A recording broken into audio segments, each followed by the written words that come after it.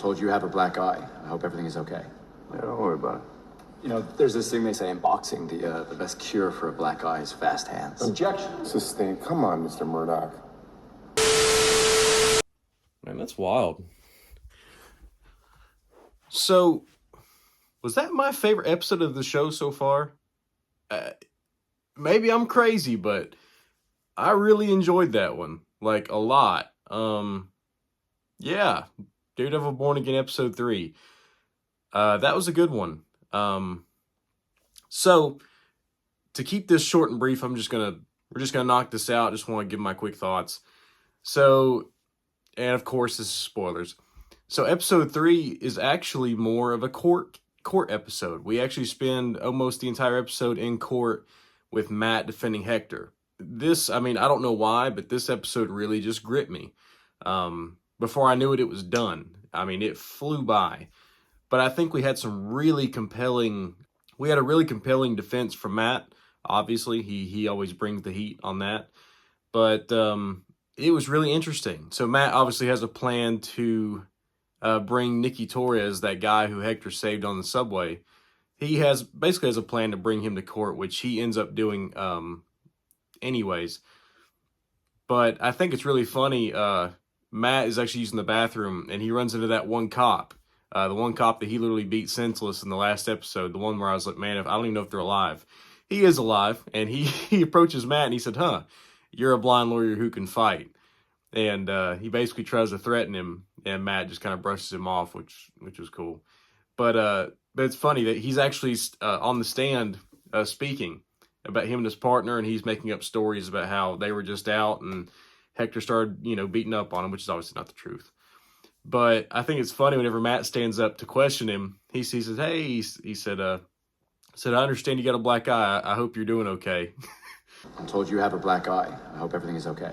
Yeah, don't worry about it. He said there's a saying in boxing. You know, there's this thing they say in boxing, the best cure for a black eye is fast hands. Objection. It's just such a funny, passive-aggressive thing for Matt to do.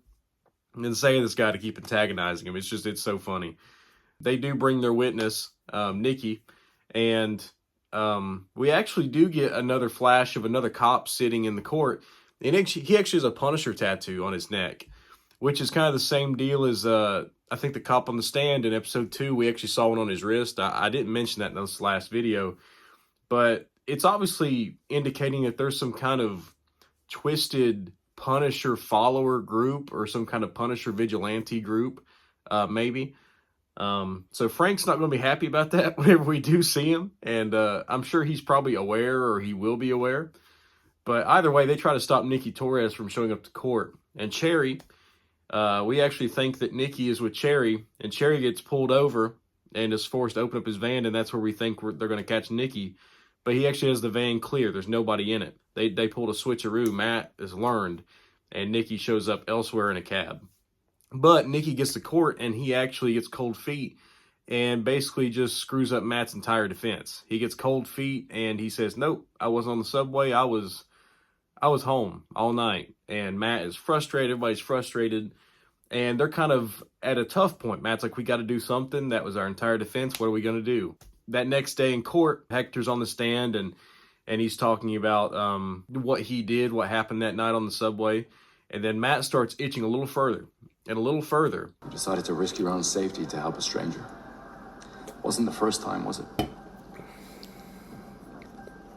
I don't understand. Well, I'm just saying that you put yourself in harm's way before, because you're a hero. Matt, don't do this. And he basically, knowingly, reveals that Hector is the White Tiger. He pulls his mask right out of his briefcase and says, Mr. Ayala, yes or no? Are you the vigilante known as the White Tiger? Objection. Objection, Your Honor. Yes or no? everybody's shocked. Hector's obviously shocked. He's like, dude, you just gave away my, my secret identity, but it's, it's the reverse. He's like, you just revealed that I'm a superhero or a vigilante. Like, dude, we didn't talk about this. Wasn't on the brochure. What the hell?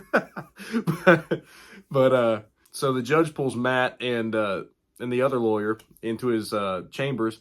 He's like, hey, which in episode 2, he's like, hey, didn't we just discuss that his entire White Tiger persona and stuff would not be brought up in court? It was going to be completely left out. He's like, you you basically are a hypocrite, Matt. But Matt, being as smart as he is, he's like, well, it's already out there. You can't do a mistrial. You can't do this. We're just going to have to run with it, which is what happens. So they end up actually bringing a bunch of witnesses and other police officers with their police reports. They bring them up to court, and they start talking about the good deeds that Hector's done as the White Tiger, which really bodes well for him. And Matt has a superb defense, and he's trying to convince the jury. He's a man of integrity. The community says so. The police say so. The mask doesn't make the man. And whether Hector Ayala is wearing a white tiger suit or not, he's a hero. And the other guy, representing the cops, he basically comes up with some kind of spill about, yeah, do you know what happens when you get hit by a train? You're like basically a balloon. He's like, you don't die, your bones are crushed, your organs are crushed, but you only die whenever they back the train up and get it. It's just stupid. That was like the dumbest thing I've ever heard anybody say. That guy definitely died on impact. I don't think there's any question about that. There's actually a scene where Matt actually goes into the courtroom when it's completely empty, it's dismissed, and he sits down in a pew, and he's actually toying around with his horn that Karen gave him off of his old Daredevil helmet. And you can almost kind of feel like the wheels are turning. He's thinking about what he's doing, what he's done in the past. He's having some reflection. And I think there's a couple times during the episode too where he's talking to Hector in between the trial, where whenever Hector's locked up and Matt's sitting there talking to him, he asked him about the White Tiger. He said, I don't think you're going to miss being him as much as you think you will. Obviously speaking on his own personal experiences. But Hector's like, man, he's like, you don't understand. He's like, it chose me. I was like, that is who I am. He's like, you might as well kill me if I can't be the White Tiger. Because Matt tells him after this is done, if you're acquitted, your days are over as the vigilante. You're going to have to get that up. But we get a couple nice moments like that between Matt and Hector. And I think actually towards the very beginning, Hector actually explains where he's from in Puerto Rico at these beaches or something. He can hear all these frogs.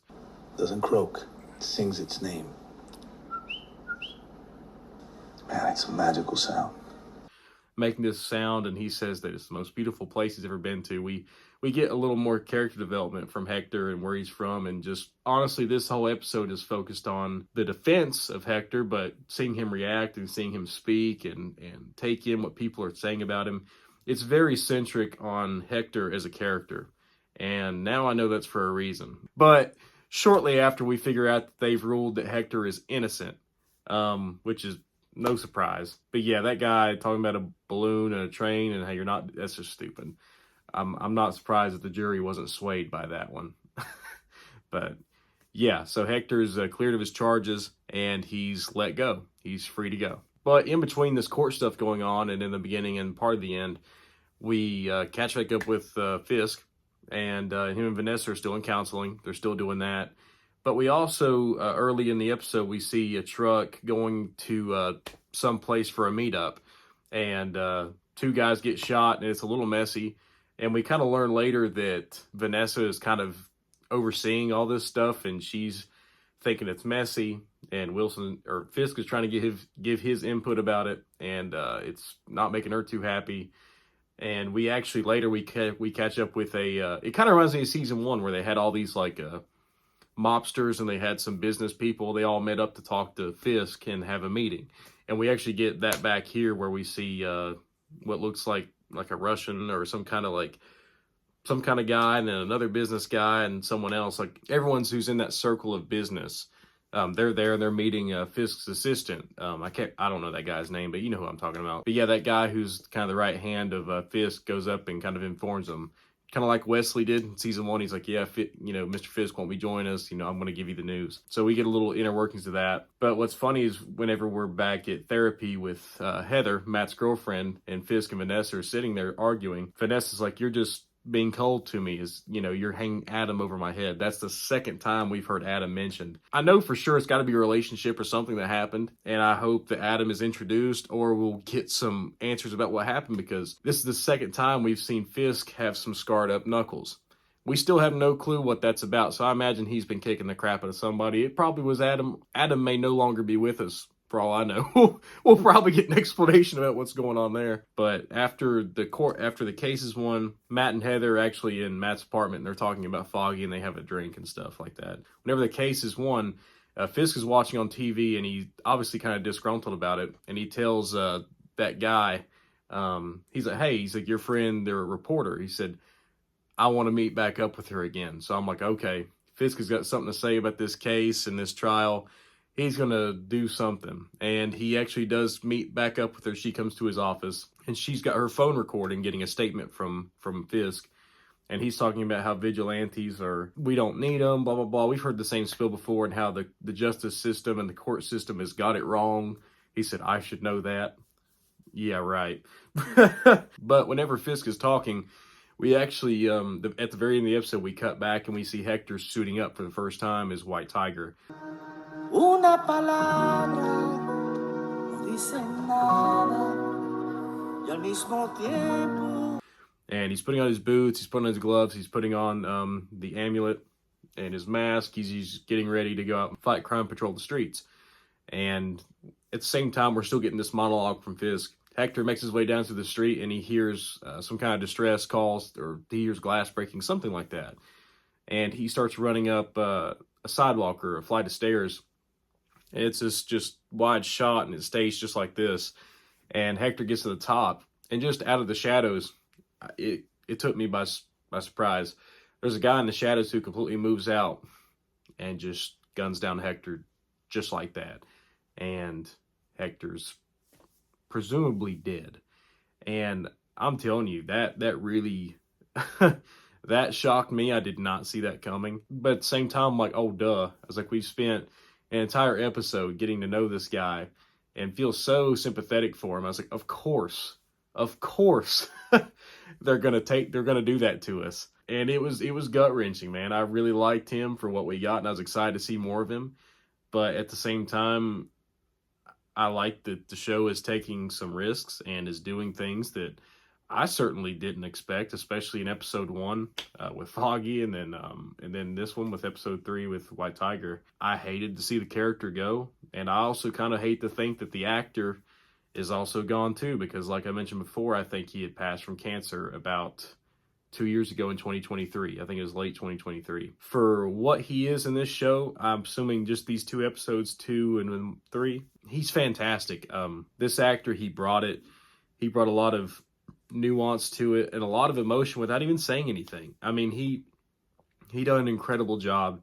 And I think it's fascinating that we really didn't see him in the suit, but just maybe like 30 seconds or a minute or something like that. But he laid such an impact, and they made us care about him as a person outside of the suit way more than they did with him in the suit, which I think is just fascinating. But here's the kicker. So whenever Hector is shot, he's laying there dead on the sidewalk, and the guy who shot him walks up in the camera just like me, walks closer, and you see a Punisher logo reflect off of this guy's vest, and he's obviously hooded. We don't see his face. We all know that this is not Frank Castle. He wouldn't just kill someone like this, especially Hector, of all people. This is definitely a Punisher disciple or a Punisher follower who is rogue. He's probably one of the cops or something like that. And I cannot wait till Frank Castle gets wind about this, if he hasn't already, and he goes and cleans house. I can't wait for that, to get rid of these dirty people who are using his name and his symbol and slandering it. I can't wait to see what Frank does. It's going to be cool. But yeah, episode 3 is awesome. And I absolutely love the way that when the credits start, all we hear are those frogs that Hector mentioned at the beginning of the episode. That's all we hear, just the sound. I thought that was a nice touch. It really was. It bookended exactly where the episode began, with him telling Matt about the story about these frogs in Puerto Rico, and then how it ended. I think that's great. And that's one praise I definitely have for all 3 of these episodes so far, is it is episodic. And by that, I mean it's a good thing, where we have a story that starts and it ends by every episode, even though there's a ongoing story, and that's just satisfying. I mean, I want to see more every time an episode ends, but I feel satisfied with what we've seen, because so often I feel like we watch an episode of TV and there's no definitive beginning or end. we kind of pick up with the beginning through the middle of the episode, and then we end it in another episode, and the cycle repeats. Like, I kind of hate that, but the fact that each episode of this show, we're 3 in, but there's a definitive beginning, middle, and end. I absolutely love that, and it makes for a really good paced show. Like I said, this episode flew by. Maybe I'm just crazy, but this is probably my favorite episode of the series so far. I absolutely love what they did in court. If they have more courtroom scenes in this show, I hope to God that they are as good as what this was. I mean, it was incredible. I mean, we cared about what was going on, and Matt had a heck of a defense, but he also had a bit of an uphill battle to climb. It wasn't just a slam dunk for him, and Matt was resourceful and used his knowledge and his other ways to win the case. I love that. You know, it wasn't just a slam dunk and Matt had to fight for it. But episode 3 was incredible. I cannot wait till episode 4 because I feel like the Punisher, Frank Castle, or Muse will have to be introduced. I mean, we're getting about to the halfway mark of the season, so, which also begs another question: when is Matt going to suit up? I honestly don't think it will be for another episode. It may happen in episode 4, but I think it'll be in that latter half of the season, which is okay for me. Like, I love what they're doing right now, and they're having a slow build of Matt not being a Daredevil, and I hope whatever reason that is presented to us for why he suits up is a good reason, and we buy it. But we'll see what they do. I'm still impressed with the show we've been getting. This is easily the best Disney Plus Marvel show we've had. I mean, no question. But yeah, I love the character work, and I love everything that they're doing so far. Again, shout out to the actor who played White Tiger and Hector. He was incredible. I hate that he passed away, and I also hate what they did with the character to an extent, but I love the representation that they gave him, and we cared for him. And yeah, that's pretty much all I have to say about that. But episode 3, what'd you think about it? Leave a comment down below. I'm curious to know what you think about this episode, the previous 2, and what's going to happen in the rest of the series, and presumably a season 2, which is shooting right now, which is supposed to bring back Eldon and Deborah as Foggy and Karen. I'm still trying to wrap my head around how that happens. Which there's also a lot of people having theories about Foggy not being dead, and the address of where they're at and the issue number of a comic book where Foggy fakes his death. There's all kinds of crazy stuff. But I guess that still begs a big question for me is, why in the world did Bullseye even shoot Foggy in the first place? Like, why did that take me so long to think about that? But what reason did he have to do it? Bullseye doesn't know that Matt is Daredevil. Who hired Bullseye to shoot Foggy? Like, what's this? I'm sure we're going to learn more, and I feel like there's more to it. It's just, it seems kind of blind and just kind of out of nowhere. If he was going to kill anybody, Karen would have been the better pick because he has some rapport with Karen. He doesn't really have any with Foggy. But either way, that's a question that's been floating around, especially for the past couple weeks. And yeah, I hope we get some resolution and we get some answers, because I definitely think there's more to the story. I don't know whether he's in this season again or in season 2. I hope we get more Bullseye. He's great. But yeah, just stay tuned until next week for episode 4, and then in between I'm going to try to keep working on some things. I'm definitely going to do a video talking about The Punisher, the extended cut from 2004 with Thomas Jane. I'm going to get to that as soon as I can, and I've also got some other things in the pipeline too. But thank you all for your support. I just looked the other day, and I've got 21,000 subscribers. I can't even wrap my head around that. That's just so incredible, and that's all due to you guys. I am so thankful that I have an audience, and I have people who just want to hear me run my mouth. I'm so grateful for that, and I hope we continue to grow and we continue to do different things, and I attract more of you, and we have more fun. I just hope we have some good discussions over this stuff. But thanks for watching. Thanks for tuning in, and thanks for the support. It means more than you'll know. I guess I will see you guys in the next video. Peace.